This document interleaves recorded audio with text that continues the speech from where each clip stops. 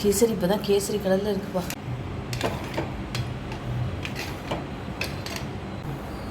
அப்படிலாம் எனக்கு காமிக்கவே வராது. நெய் விட்டுமே வரும். மேபி நெய் விட்டாலும் கிடையாது. அரிசி போட்டு அரைக்கணும் வந்து.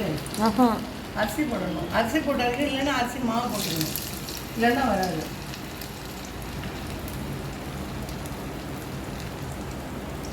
நான் இதில் அரிசி போட்டேன். அந்த ஓட்டையை காமிங்க.